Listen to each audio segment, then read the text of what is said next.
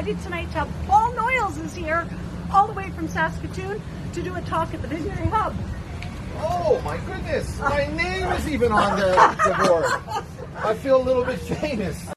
Hi, Paul. So another question that other people have asked is, if we know somebody and our perception is that they do have an addiction, whether it's to alcohol or something else, and they're not admitting to it, and we know that the help is needed.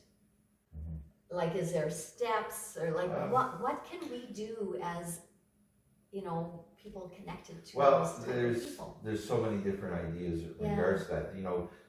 As you probably, everybody knows, they've heard of interventions. Right, okay. Okay, Yes. which an intervention can be, if it's done properly, it has to be done very properly, because it's easy to shame a person, and that will never serve anything. Right. So if an intervention with a bunch of people coming together, loving people, and they sit down and they share what they need to say to the person with the addiction, they usually will listen. And they will go into treatment, but you got to have everything set up properly. So once the intervention is done, they're off immediately, everything's packed, they're gone. Right. Oh, wow. Now, the other one is, if I would be, for instance, someone like that, if they would be interested in talking to me, then I would talk with them. But if they're not, you can't do nothing. You can't force anything. But if they are, there's a thing called motivational interviewing. I'm sure you guys have probably heard of motivational No. interviewing. Am I? No. Okay. Oh, that's cool. It's a technique in which you learn to ask questions that are non-intrusive, that get them to look at themselves.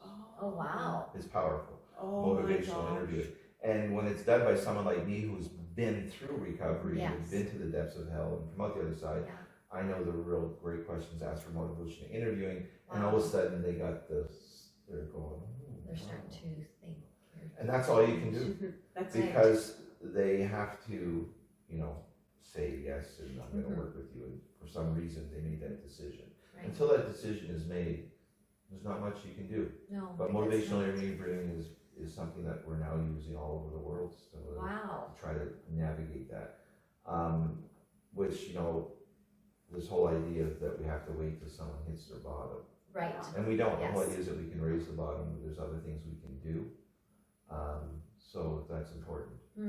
Okay, that is awesome. And, most of the clients that get a hold of me anyways, they've been following me for a while.